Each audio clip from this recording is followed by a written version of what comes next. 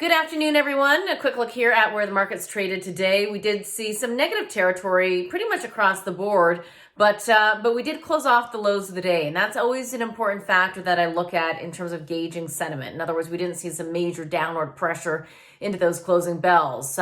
We did see some pressure once again on some of the tech shares, Apple for one, as well as the semiconductor space. Investors really kind of questioning some of the valuations out there, given the fact that we do know that if interest rates continue to move higher, that can put some downward pressure on valuations or stretched valuations, which is what you tend to see within the tech space, specifically those FANG names as well, also down. FANG names meaning Facebook, Apple, Amazon, Google, just to name a few. Away from that, we also saw some pressure on the Dow from big heavyweights like Walmart as well as Boeing. Walmart did miss expectations, but their same-store sales really showed some incredible strength, up by 8.6%. It does appear that those stimulus checks are being spent. E-commerce sales were up significantly as well, but they are increasing their capex for the year to about $14 billion from $10 billion. So there is a bit of a cost structure headwind on Walmart, and that stock traded down on the back of that. So that has a big weighting in the Dow, so that put a little bit of pressure, and I think you also saw some profit taking in some of those energy names as well. Oil, interestingly, did trade a little bit lower today, but it's still holding above that $60 level. Gold edged up ever so slightly. Bitcoin traded a little bit lower, but still holding on to 52,000. And I do want to point out as well that there is a new Bitcoin fund in town. It's an ETF from Purpose Investments called BTCC. I, of course, also watched QBTC on the closed-end fund front. Away from that, when we think about the economic data today, it was a little bit on the disappointing side from an initial jobless claims perspective in the United States. We did see an increase, 861,000. That was higher than expectations. However, continuing claims decline, and that's really more the number that you want to look at. That's what you want to see. You want to see people coming off initial jobless claims, and the continuing claims obviously therefore declining.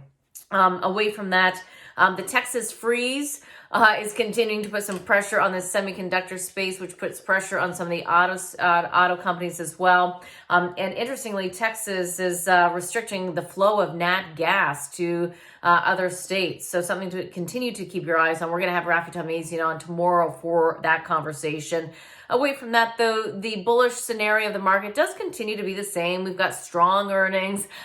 We do have monetary policy as well as fiscal policy supportive for risk on assets. You're just not really seeing that play through today. Again, on the back of the economic data, as well as a little bit of a concern on the interest rate front. And also, of course, so much of the focus today was really what was going on, the hearing south of the border as it relates to the GameStop trading aspects. So that was really took a lot of the market focus today. In terms of what we saw here in Canada, I would just point out that on the positive side, you continue to see money flow into Constellation Software, Go Easy, Lightspeed, Royal also was higher, Royal Bank, and also Canada Goose. So some of the banks, consumer discretionary names, as well as Canadian Tire, also up nicely. We did see a little bit of a pullback once again in Shopify. Again, sometimes it gets lumped in with those U.S. stocks when you see some pressure on tech shares.